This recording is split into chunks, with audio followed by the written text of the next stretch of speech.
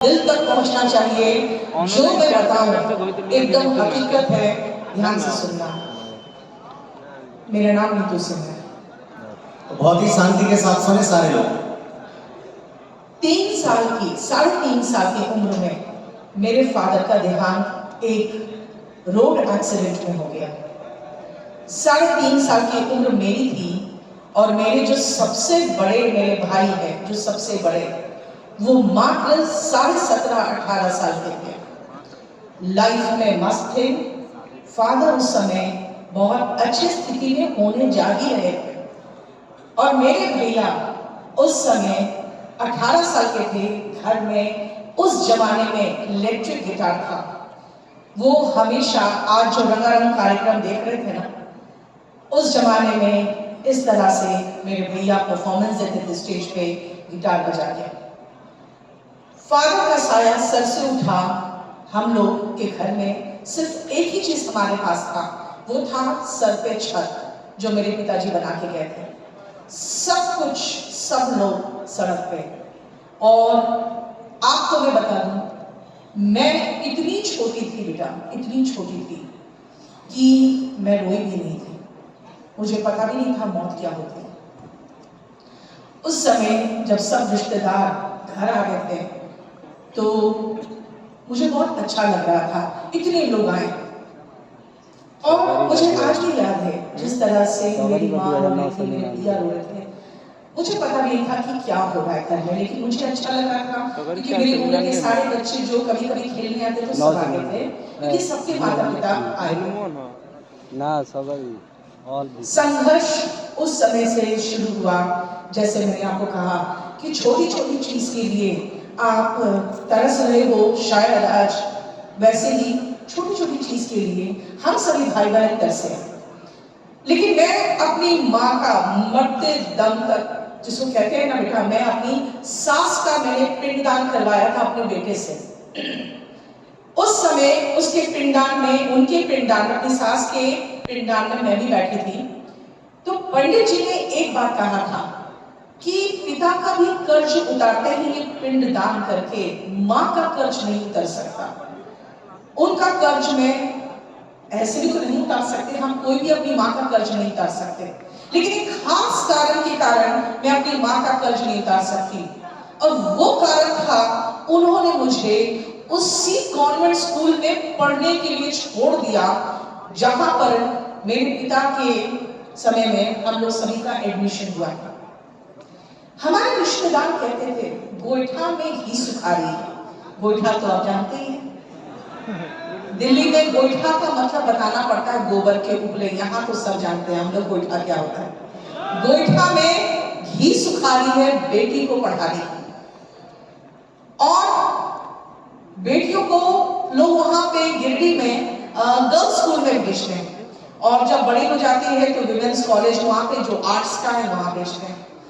लेकिन 10th तक हमने कॉन्वेंट स्कूल में पढ़ाई की, और ये मेरे लिए एक बहुत बड़ा अचीवमेंट था, क्योंकि जब मेरा स्ट्रगल चालू हुआ और जब मैं दिल्ली आई तो घर से पैसे नहीं आ सकते थे। आपको अच्छे से पता होगा बिहार में हम लोगों का पूरा महीने की आमदनी ही 10,000 होती है घर की, पिताजी की, है ना। और 10,000 एक बंदे का, एक बच्चे का खर्च है दिल्ली में रहने खाने का, नहीं आ सकता था पैसा। मैं अपने बल पे चली गई, मैंने कहा मैं देखूंगी। वहां पे जाके मैंने LLB में एडमिशन ले लिया, क्योंकि जिंदगी में कुछ पता ही नहीं था करना क्या है। तभी मैं मानती हूँ कि आप लोग बिहार में खासकर बच्चों को जानकारी का इतना अभाव है कि जो बच्चा जिधर देख लेता है उधर दौड़ने लगता है। जब मेरी अपनी बड़ी बहन का MBBS में हो गया, हम सभी लोग MBBS की तैयारी करने लगे। वैसे ही मैं आज देखती हूँ, गिरिडीह जाती हूँ तो एक मारवाड़ी का बच्चा CA करना चाहता है। क्यों? क्योंकि उसके फादर के पास बहुत बड़ा बिजनेस है और बेटा संभालना चाहेगा, क्योंकि मनी मैनेजमेंट की बहुत बड़ी चीज होती है। उसको देख के बिहारी जितने हैं उनके भी बच्चे भी, हम भी CA बनेगा। कौन सी बपोती है यहाँ पे जो तुम CA बन के क्या कर लोगे? लेकिन वो भी क्यों? क्योंकि यहाँ पे जानकारी का बहुत अभाव है। जब मैं दिल्ली गई, दिल्ली में बहुत भयंकर स्ट्रगल चालू हुआ। इतनी जल्दी कुछ नहीं मिलता। और अगर आज आपको भगवान घिस रहा है, यकीन जानो वो इसलिए घिस रहे हैं क्योंकि आपको उनको पत्थर से तराश के हीरा बनाना है। इसलिए सबको नहीं घिसता भगवान। बहुत लोग होते हैं आराम से, एक आध दुकान है परचून का, या लड़की होगी तो शादी हो जाएगी और अपना बाल बच्चे संभालो, परचून की दुकान में लड़का बैठेगा, बीवी बच्चे संभालेगी बस। अगर आपको भगवान घिस रहा है तो जरूर कोई कारण से घिस रहा है। मुझे भी बड़ी तकलीफ होती थी भरी दोपहरी में, कई बार रिक्शा में, कभी बस से, वहां पर दो तरह की बस, अब तो मेट्रो की यार, अब जो बच्चे कहते हैं ना मैडम बहुत परेशानी होती है, तब मैं कहती थी तुम्हारे में तो मेट्रो है, तुम्हारे समय में तो ओला उबेर की फैसिलिटी है। ऐसी बसें हैं जो एयर कंडीशन बसें हैं। हमारे समय में दो तरह की बसें होती थी, एक प्राइवेट और एक डीटीसी। प्राइवेट कहीं से निकलता नहीं था जल्दी और डीटीसी रुकती नहीं थी, बस के पीछे दौड़ना पड़ता था बस पकड़ने के लिए।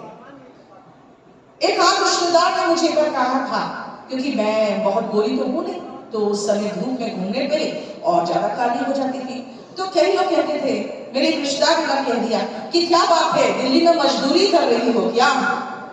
खराब लगता था सुन के, मजदूरी तो नहीं कर रहे हैं, लेकिन दोपहर में निकल के ट्यूशन पढ़ाने तो जाना रहता था, और ट्यूशन पढ़ाने जाने के लिए आपको गली के अंत तक पैदल तो जाना पड़ेगा, वहीं से रिक्शा मिले।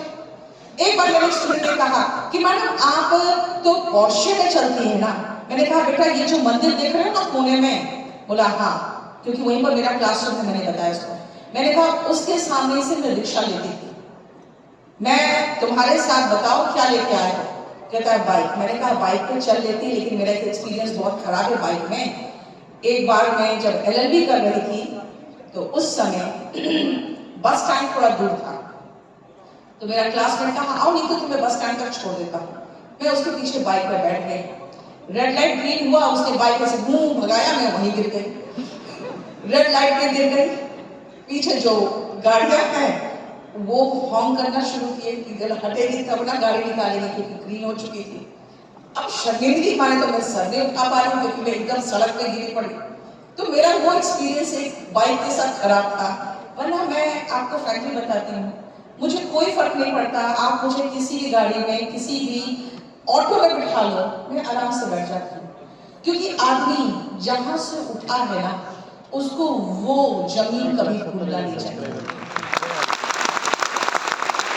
और आज आप लोगों को मैं बता दूं, अगर आज आप इस तरह से मेहनत कर रहे हो, आप बहुत ऊपर जाओगे, लेकिन सही तरीके से मेहनत करना पड़ेगा, क्योंकि मेहनत तो गधा भी करता है और मेहनत मजदूर भी करता है, लेकिन वो जिंदगी भर मजदूरी करता रहता है। जब मैं भी मेहनत कर रही थी तो मैंने आपको कहा ना कि मैं ट्यूशन पढ़ाती थी। आप लोग में से कितने लोग हैं जो ट्यूशन पढ़ा के अपना गुजारा करते हो? वाह, अच्छी बात है। क्या क्या ट्यूशन मिलता है आप लोग को? मैथ्स का और इंग्लिश का और साइंस का, यस है ना? मैथ्स, इंग्लिश और साइंस का ट्यूशन मिलता है। बेटा मुझे भी ऐसे ही ट्यूशंस मिलते थे। और आज जब मैं दिल्ली में 2-2 हजार बच्चों के बीच में जब पढ़ाती हूँ, कहती हूँ कहीं से भी कोई क्वेश्चन हो तो पूछो। बेटा इतना कॉन्फिडेंस कहाँ से आया? इसी से घिस घिस कर। जब आप पढ़ाते हो ना तो आपका दिमाग सोचता है, जब आपके बच्चे क्वेश्चंस करते हैं तो दिमाग सोचता है। और ये एक्सपीरियंस मेरा आया है मेरे फील्ड में, कहां से? बिल्कुल इसी तरह से घिस कर। आप सबसे पहले ये ध्यान रखना, आपको नौकरी चाहिए एक, तो उसके लिए आपको पहले सटीक मेहनत करना पड़ेगा। मैंने जो रास्ता चुना कोचिंग का, जिस समय मैंने शुरुआत की, मेरे पास शुरुआत के बैच में हुआ क्या कि कुछ लोगों को जिम्मेदारी दी गई थी कि कुछ बच्चे लेके आना, क्योंकि आज डेमो। अब डेमो में तो 30-35 बच्चे थे। मुझे लगा अच्छा 30-35 बच्चे आ गए, बहुत बड़ी बात है। शुरुआत बता रही मैं 2006 का, और बड़ी खुशी हुई मुझे, और मैंने बहुत अच्छा से इंग्लिश कैसे पढ़े, स्पोकन इंग्लिश कैसे करें, उसका मैंने बहुत